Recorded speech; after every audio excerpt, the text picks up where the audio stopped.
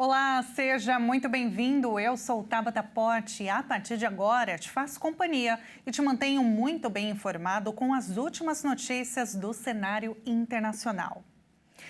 Em 100 dias de governo, o presidente dos Estados Unidos, Donald Trump, revirou o comércio global e mergulhou o mundo num mar de tensão. O presidente Donald Trump realizou um comício em Warren, no estado do Michigan, para marcar os 100 dias de governo.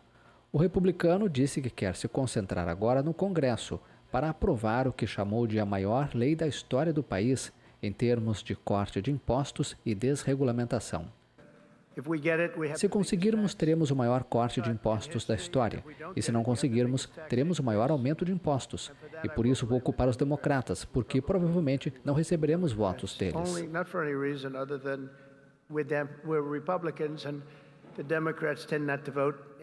O republicano seguiu desde 20 de janeiro todos os seus impulsos em diversos setores: alfândega, política externa e vingança política. Forçando os limites do poder presidencial, Trump já assinou mais de 140 decretos. Desafiou o direito à cidadania por nascimento, atacou universidades e escritórios de advocacia, eliminou políticas ambientais, confiou a seu aliado Elon Musk a tarefa de desmantelar a burocracia federal e iniciou uma violenta ofensiva protecionista antes de uma retratação parcial. Além disso, está em confronto com juízes que bloquearam vários decretos. As pesquisas de opinião são unânimes em apontar uma queda de seu índice de aprovação, alimentada pela inquietação provocada pelas tarifas e seus ataques à ordem institucional. Segundo uma enquete publicada no último domingo pelo Washington Post e ABC News, apenas 39% dos americanos aprovam como Donald Trump administra a presidência. A inflação dos Estados Unidos caiu em março a 2,3% na comparação anual. Também foi divulgado na última semana que o setor privado americano criou 62 mil empregos em abril, a metade do esperado. A inflação dos Estados Unidos caiu em março a 2,3% na comparação anual, segundo o índice PCE. Esse indicador é o preferido do Banco Central dos Estados Unidos. O PCE veio ligeiramente superior à média das previsões dos economistas consultados pelo Dow Jones Newswires e The Wall Street Journal, que esperavam 2,2%. O ritmo do aumento dos preços diminuiu antes que o grosso das tarifas anunciadas pelo presidente Donald Trump entrasse em vigor. Um freio provocado principalmente pela redução do preço do gás e do petróleo devido às crescentes dúvidas sobre a saúde da economia mundial. Foi divulgado que as empresas privadas dos Estados Unidos criaram 62 mil empregos em abril, metade do que os analistas haviam previsto, de acordo com a pesquisa mensal da ADP e Stanford Lab. A ADP apontou o mal-estar gerado entre os empresários pelas novas tarifas de Trump como a causa da baixa contratação. Preocupação é a palavra do momento, disse Nila Richardson, economista-chefe da ADP, citada em um comunicado de imprensa. Esses 100 dias do segundo mandato de Donald Trump foram marcados pelo anúncio de uma contração de 0,3% do produto interno bruto dos Estados Unidos. O número, que contraria as expectativas de especialistas, é responsabilidade, segundo o republicano, do seu antecessor, Joe Biden. A economia dos Estados Unidos contraiu nos primeiros 3 meses deste ano, contrariando as expectativas dos analistas no início do segundo mandato de Donald Trump. Em uma publicação na plataforma Truth Social, o republicano culpou o antecessor, o democrata Joe Biden, que teria deixado números ruins e pediu paciência aos americanos. Segundo o magnata, a situação não tem nada a ver com as tarifas, garantindo que quando o boom começar, será como nenhum outro. O produto interno bruto da maior economia do mundo caiu 0,3% em taxa anualizada no primeiro trimestre, após aumentar 2,4% nos últimos 3 meses de 2024, segundo uma estimativa do Departamento de Comércio dos Estados Unidos. De acordo com o site de análises Briefing.com, especialistas esperavam um crescimento do PIB de 0,4%. O Departamento de Comércio indicou que a queda do PIB real no primeiro trimestre é reflexo da recuperação das importações, da desaceleração nos gastos do consumidor e da redução do gasto público. A contração do índice foi divulgada no 101º dia do segundo mandato de Trump. Neste período, ele anunciou vários conjuntos de tarifas que sacudiram os mercados financeiros, com níveis de volatilidade não vistos desde a pandemia de Covid-19. E agora, mudando de assunto, as Nações Unidas anunciaram que milhares de pessoas morreram ou desapareceram em rotas migratórias de todo o mundo na última década, a maioria em países afetados por crises. Mais de 72 mil mortos e desaparecidos foram documentados em rotas migratórias de todo o mundo nos últimos 10 anos. De acordo com as Nações Unidas, a maioria desses casos ocorreram em países afetados por crises. No ano passado, também se registrou o maior número de mortes de imigrantes até o dia de hoje, com pelo menos 8.938 vítimas em rotas migratórias. O balanço foi divulgado pela Organização Internacional para as Migrações. Em um novo relatório, a agência da ONU concluiu que quase 75% de todas as mortes e desaparecimentos de imigrantes registrados desde 2014 ocorreram enquanto as pessoas fugiam da insegurança, de conflitos, de desastres e de outras crises humanitárias. O Mediterrâneo Central segue sendo a rota mais mortal, com quase 25 mil pessoas desaparecidas no mar durante a última década. O relatório detalha que mais de 12 mil dessas mortes aconteceram após partirem da Líbia e muitas outras pessoas sumiram enquanto cruzavam o deserto do Saara.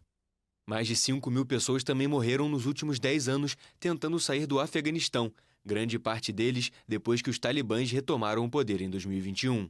Cerca de 3.100 membros da minoria Rohingyas de Myanmar morreram durante esse período, muitos em naufrágios ao tentar chegar em Bangladesh. E os Estados Unidos parabenizaram o primeiro-ministro canadense Mark Carney pela vitória de seu Partido Liberal nas eleições legislativas. Isso depois de uma campanha dominada pelo repúdio às ameaças do presidente americano Donald Trump. Os Estados Unidos parabenizaram o primeiro-ministro canadense Mark Carney pela vitória de seu Partido Liberal nas eleições legislativas, depois de uma campanha dominada pelo repúdio às ameaças do presidente americano Donald Trump. O Departamento de Estado americano emitiu uma mensagem em linha com a prática diplomática, evitando adotar a linguagem de Trump. O premier canadense prometeu nesta terça unir o país para enfrentar a guerra comercial e as ameaças de anexação do presidente dos Estados Unidos. Trump sugeriu transformar o país vizinho do norte no 51º estado americano. O Partido Liberal obteve 169 assentos nas eleições parlamentares, mas não alcançou a maioria absoluta de 172, o que o obrigará a fazer acordos com outra força minoritária para que Carney se mantenha como primeiro-ministro. É hora de sermos ousados, de enfrentar esta crise com a avassaladora força positiva de um Canadá unido, declarou o premier, que também enfatizou a necessidade de trabalhar sem distinção de partidos. Trump ligou nesta terça para Carney para parabenizá-lo, e eles concordaram em se reunir em breve, segundo um comunicado do gabinete do primeiro-ministro. Os líderes concordaram também na importância de que Canadá e Estados Unidos trabalhem juntos como nações independentes e soberanas, indicou a nota. A Comissão Econômica para a América Latina, a CEPAL, reduziu a estimativa de crescimento da América Latina neste ano. O principal motivo é a guerra tarifária desencadeada pelo governo do presidente Donald Trump. A guerra tarifária provocada pelos Estados Unidos reduzirá para 2% o crescimento da América Latina este ano. A projeção foi divulgada pela CEPAL nesta terça-feira. Segundo nota da Comissão Econômica para a América Latina, a região enfrenta um cenário internacional muito complexo e de muita incerteza após o anúncio do tarifaço feito pelo presidente dos Estados Unidos, Donald Trump. Em dezembro, antes do retorno de Trump à Casa Branca, a comissão tinha previsto uma expansão regional de 2,4% para 2025.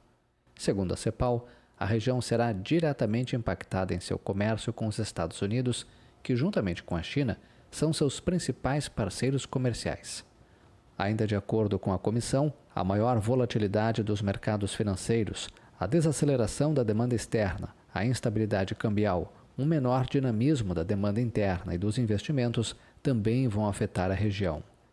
Em um cenário em que a maioria das estimativas para este ano é reduzida, a Argentina é o único país que deve registrar um aumento no Produto Interno Bruto, para 5%.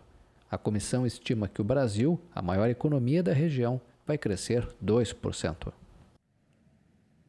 Já a economia da eurozona cresceu acima das expectativas no primeiro trimestre. O produto interno bruto da zona do euro teve expansão de 0,4%. A zona do euro conseguiu resistir às tensões tarifárias impulsionadas pelos Estados Unidos no primeiro trimestre do ano, embora as perspectivas para o restante de 2025 sugiram um retorno a um desempenho mais modesto. O produto interno bruto da zona do euro cresceu 0,4% no primeiro trimestre em comparação com os 3 meses anteriores, ligeiramente acima das expectativas dos analistas de mercado. O anúncio foi feito pela Agência Europeia de Estatísticas, Eurostat. Em meio à guerra tarifária, o bloco europeu decidiu insistir em negociações com as autoridades americanas, mas, simultaneamente, preparou uma pesada bateria de medidas de represália caso as negociações não mudem a situação. O agravamento repentino das tensões comerciais com os Estados Unidos ocorreu enquanto a eurozona buscava sair da estagnação virtual em que sua economia entrou desde a invasão da Ucrânia pela Rússia.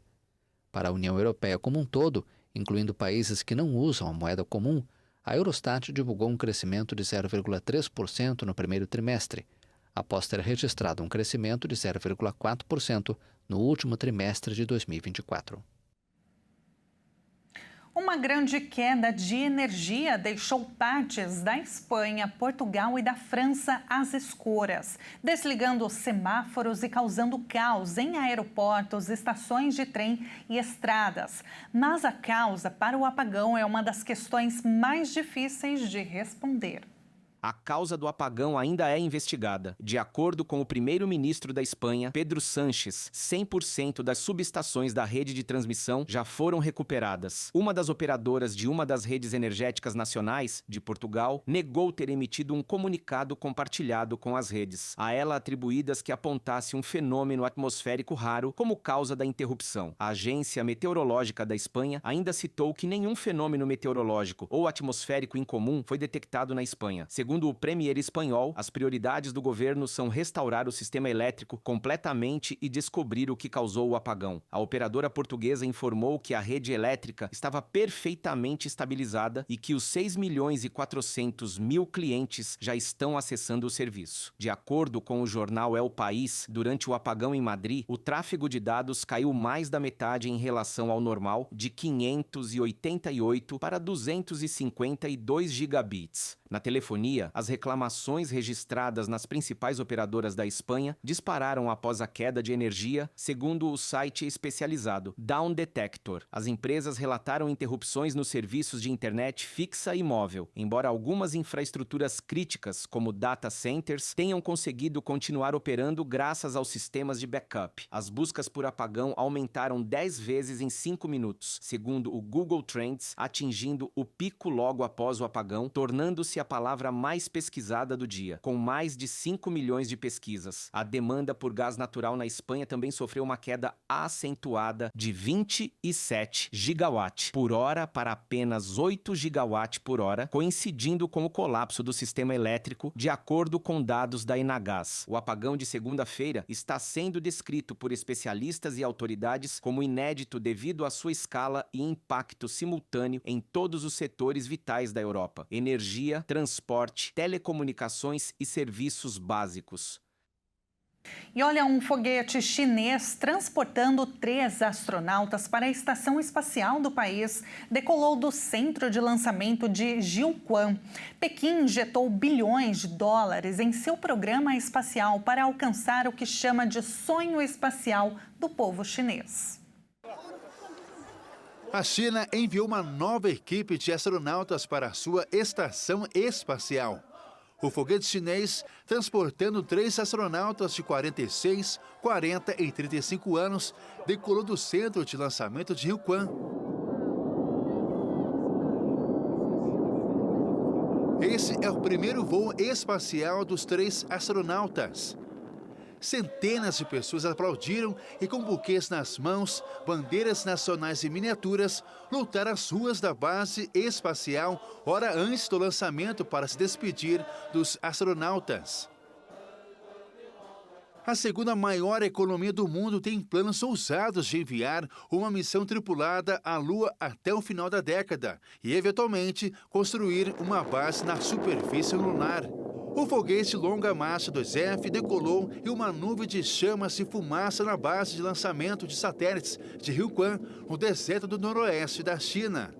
Pequim injetou bilhões de dólares em seu programa espacial nos últimos anos, em um esforço para alcançar o que o presidente Xi Jinping descreve como o sonho espacial do povo chinês. A nova equipe vai dar continuidade a experimentos físicos e biológicos no espaço. Pela primeira vez serão levadas planárias, uma espécie de verme aquático conhecido por suas habilidades regenerativas, para a órbita.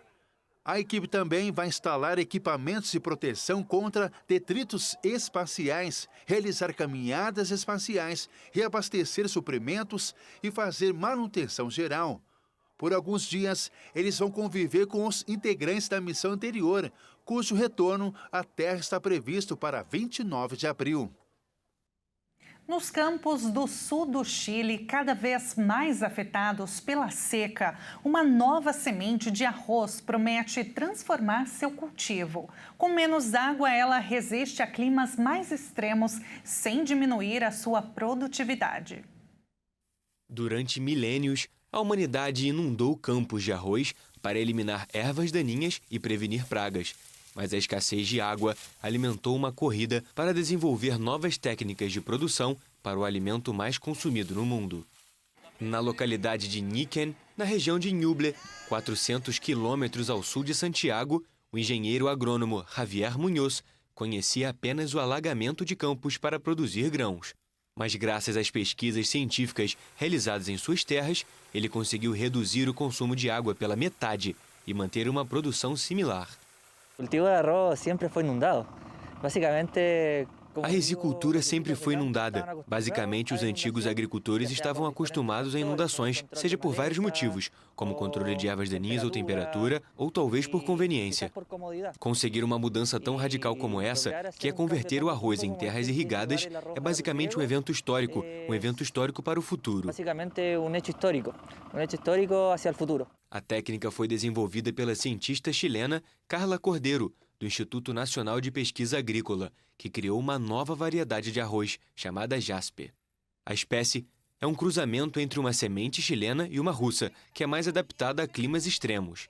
Plantada em fileiras espaçadas por cerca de 30 centímetros, a variedade usa apenas metade dos 2.500 litros necessários para produzir 1 quilo deste alimento e pode resistir melhor a tempestades, inundações e ondas de calor. Cada semente gera cerca de 30 mudas, quase 10 vezes mais do que em um campo de arroz convencional. Os agricultores estão cada vez menos disponíveis em água, e o mesmo está acontecendo em todo o mundo. Muitas das áreas onde se produz grande parte do arroz consumido hoje estão sofrendo com a seca, e a maneira de produzir o arroz do futuro terá que ser por esse meio, porque também é a única maneira de descontaminar e ajudar a mitigar as emissões de metano tão prevalentes quando se trata de mudanças climáticas. Após quase 20 anos de experimentos em laboratório e em campos controlados, o Jasper será lançado em alguns meses e a técnica também será testada no Brasil, Equador e Uruguai. E esta edição fica por aqui. Muito obrigada pela sua companhia. Continue ligado na nossa programação. Até mais.